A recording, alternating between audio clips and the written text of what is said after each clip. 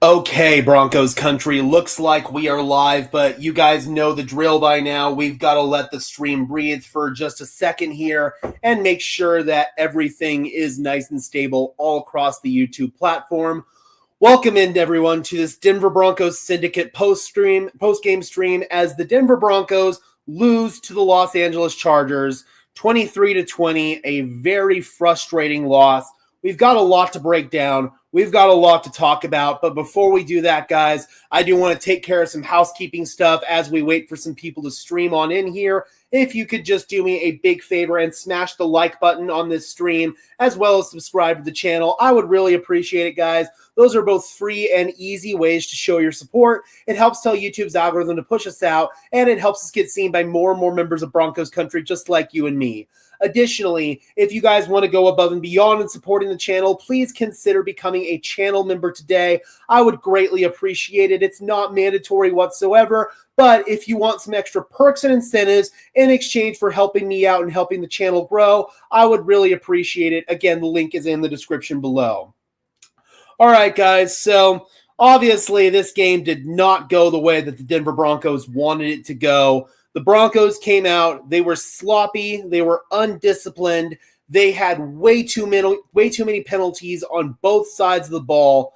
Bo Nix straight up did not play well enough in this game to win. He missed multiple throws that could have changed the outcome of this game, multiple deep throws that he just missed by this much, but as they always say, the NFL is the game of inches. We've got Devin in the house saying, I know some may think I'm overreacting, but I don't know if Bo is the guy. This is the second week he's missed a wide open receiver. He's hit just one in this game we win, or he hits just one this game we win. I know this is year two, but that's the thing. I'm going to stop you there at your last sentence. It's still year two.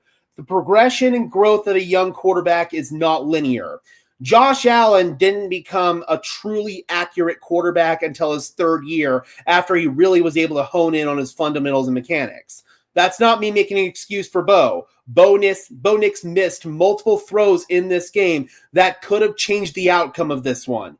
But that's not to say that we should give up on Bo, and that's not to say he's not the guy moving forward. We've got to see this thing out until the end. If we give up on Bo way too early and cast him to the side, we're never going to find a franchise quarterback here in Denver. Bo Nix is made of the right stuff. He's got the tools to work, but he's got to work on setting his feet. His footwork is what generally lets him down in the inaccuracy department. Excuse me.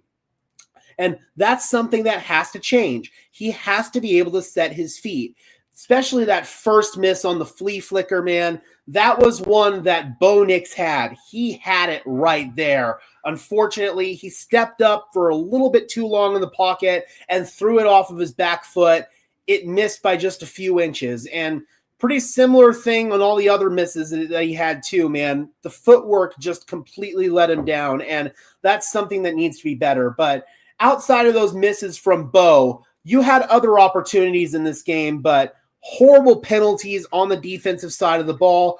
Overall, I'm not really going to blame the defense for this loss. I feel like they did what they had to do. They got multiple stops inside the red zone. They were able to at least keep the Chargers from cashing in the end zone. They were kicking field goals instead of scoring touchdowns. So I do feel like the defense played well in that area. But still, too many penalties. There was that one drive where the defense had 3 consecutive penalties, 2 pass interference calls, and I want to say an offsides or something else stupid like that. We talk about it in every single game preview. You cannot shoot yourself in the foot. The Denver Broncos beat the Denver Broncos today. The Chargers didn't beat the Broncos. The Broncos beat the Broncos between missed passes and just stupid, egregious penalties. And I know that plenty of people are mad at Sean Payton. They're calling for Sean Payton to give up the play calling duties once again. I thought that the play calling was really good in this game. I thought that Sean Payton was scheming up wide open guys. Unfortunately, Bo Nix just wasn't making those throws. Bo Nix has to hit those throws. As of right now, today, September 21st, 2025 at 6:13 p.m. Mountain Time, Bo Nix is not a franchise quarterback in the NFL. That doesn't mean that he can't become one. I went on a rant to the Syndicate group chat. It was a curse-fueled rant because the argument that I effing despise about young quarterbacks or quarterbacks like Bo Nix who are maybe a little bit older but still young. He's the same age as me. He's 25 freaking years old. And in my profession, I'm considered somebody who's very young, and I'm considered a pup in my profession as a sports analyst. But apparently 25 years old is geriatric for a quarterback, and you cannot improve and you can't get better once you hit 25 years old. That's bull honky, Broncos country. It's absolute bull honky. There are plenty of examples of late bloomers in the NFL right now, from Geno Smith to Sam Darnold. We're seeing it with Daniel Jones this year. There are plenty of examples of quarterbacks who have gotten better with their footwork, their accuracy, and their overall decision-making later in their careers. The Broncos have a really good offensive coach in Sean Payton. They've got the guy in place who can develop Bo Nix as a young quarterback. And yes, 25 years old is still a young quarterback. He's got plenty of room to grow. He's got plenty of room to get better. And I believe that he will because he's a hard worker and he wants it. You can tell that he wants it. Watching Bo Nix just a few minutes ago in his press conference, this loss is eating at him. He hates it. You can tell that he knows he needs to be better. And quite frankly, this fan base is not patient enough.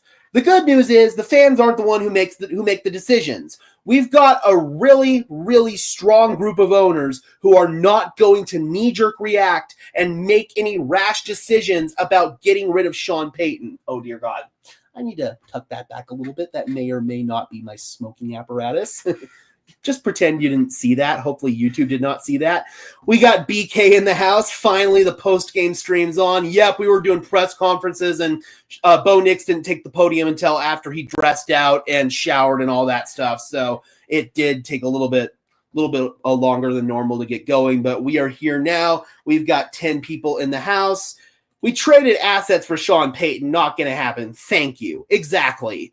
And this ownership group is uber patient. Meanwhile, we've got the Giants and Chiefs game starting up, so we will keep you guys clued in if there are any big plays that happen while we are live here for this post-game stream. We've got Devin saying it's early, but I don't know if we make the playoffs. We still have to play the Chargers again, Chiefs twice. That might not be as hard of a matchup as we're painting it out to be. Eagles, that's going to be tough. Commanders, going to be tough. Texans, I don't know. Houston's not looking great right now. And Green Bay. That's going to be tough. We're going to need some big-time wins. And the Broncos got some big-time wins as they move forward later on into last season. They're going to need to find a way to win one of these games for sure. But I think that this team still, even despite the losses, they have been able to put some good football up on tape. They've shown that they can compete with two really good football teams in the Chargers and the Colts. But unfortunately, you're just not able to close out games because of stupid penalties and, quite frankly, your quarterback missing throws. It's that simple. Bo Nix is not a guy who can carry his team right now. He can become that one day, but he's not there yet. Sean needs to stop trying to lose and coach to win. I'm assuming you're talking about not going for it on fourth down there. I agree. That should have been a go-for-it situation. His protege, Dan Campbell, goes for it every single time. A fourth down and inches, I don't give a crap if it's in your own territory. If you do go for it there and you don't get it, the Chargers are going to get the field goal anyway, and you're probably going to be able to burn some timeouts and have time to respond. So, in my opinion, that was a shortcoming for Sean Payton in this game.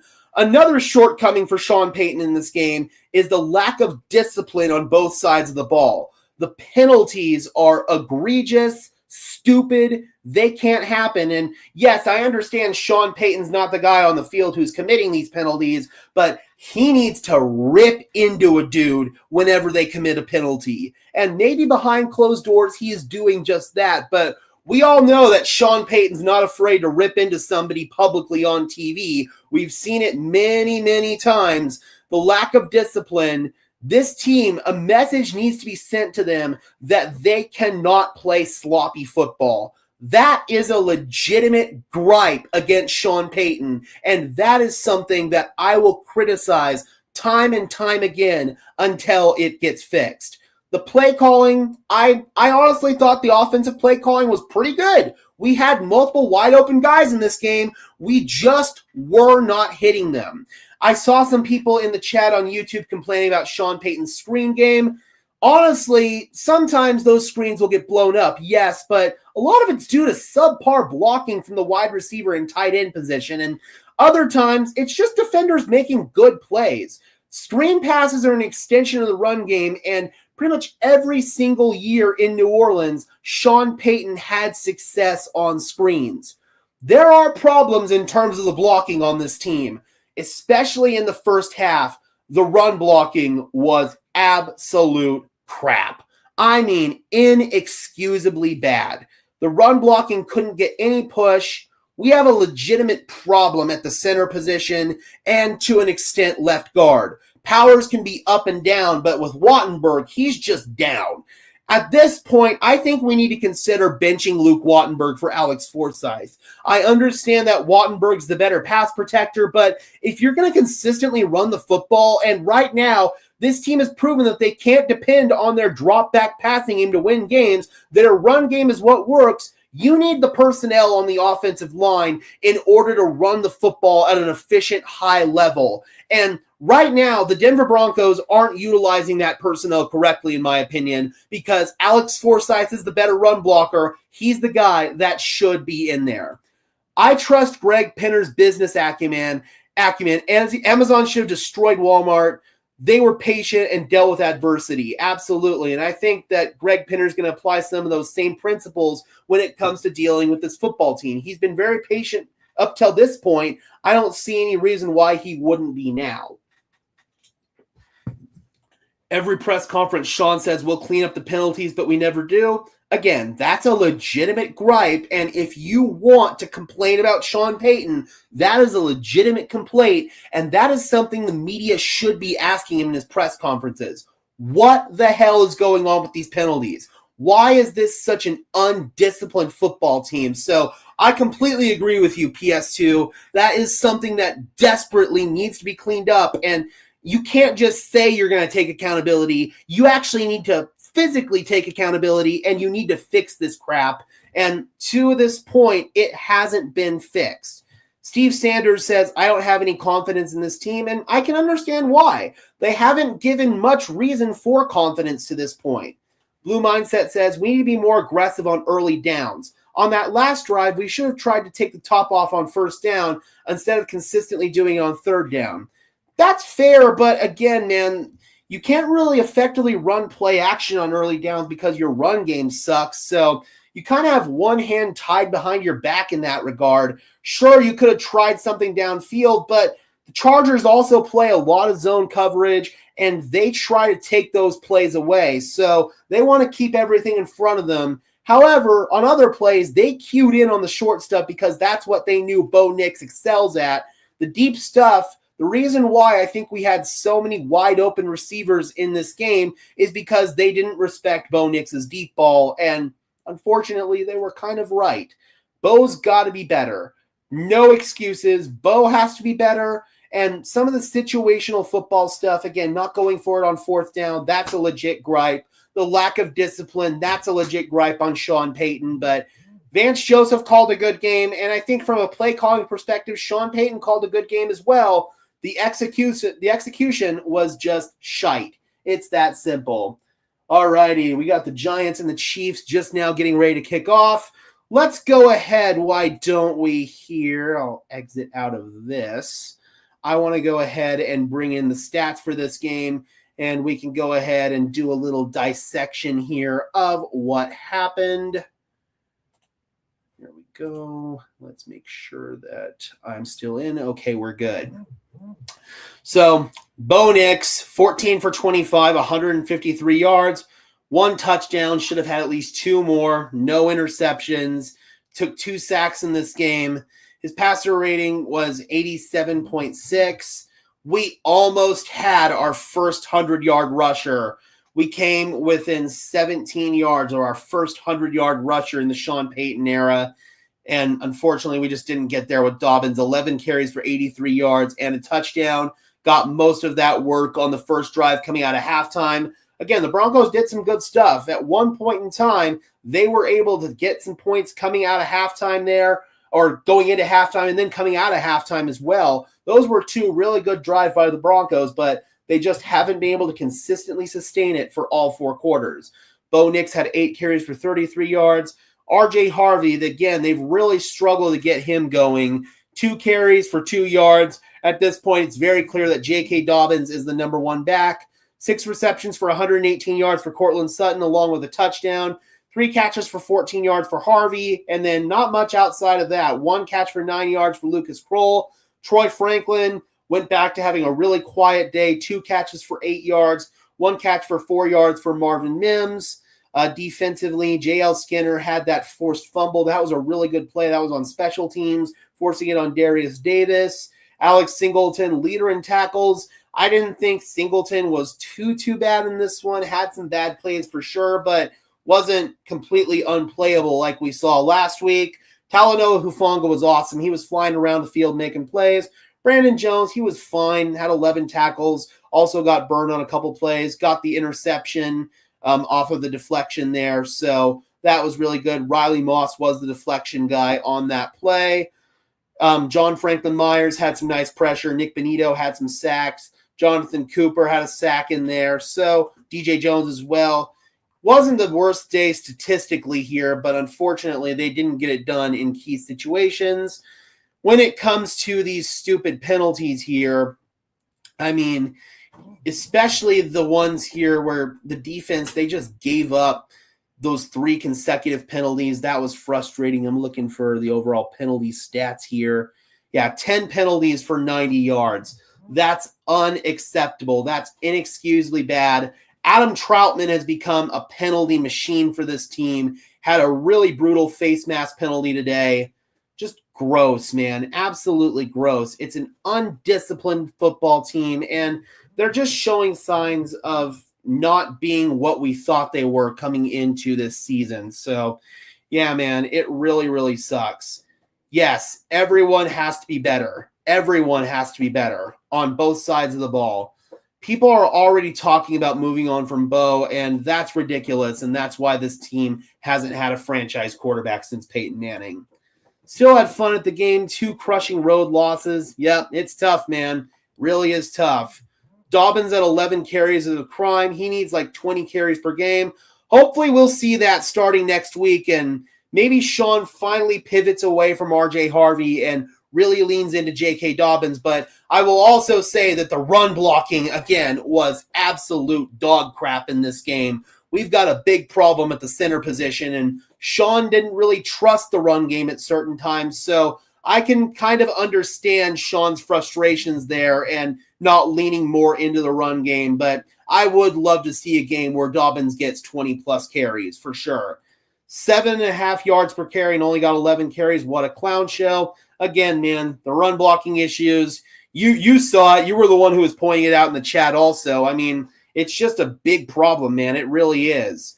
Brian Burke says, trash. I'm sticking a fork in them. I'm not quite there yet. They were 1-2 at this point last season, and they still rallied and won 10 games. It's not going to be as easy this year, but at the end of the day, we're only 3 games into a 17-game season. There's a lot of football left to be played, and the Broncos can rewrite the narrative more than one time. So I still believe in this team. I still think this team can be a playoff team, but unfortunately, you're now down 2 games in the West. The Chargers have a commanding 3-game lead, so you probably can kiss having a home playoff game goodbye. You probably can kiss winning the division goodbye. No toss plays, nothing. I mean, I've voiced my frustration with the toss plays plenty on this channel. I don't like them personally. 9 pressures and still couldn't get a win. Yep, you just couldn't execute on offense, man, and had too many stupid penalties. Yeah, because Bo isn't what he was hyped up to be. He's like the high end of mid. As of right now, today, September 21st, 6:28 p.m., Bo Nix is not a franchise quarterback. But like we talked about earlier in this stream, That doesn't mean that he can't become one day. He just isn't there right now. And it sucks, man. It definitely sucks.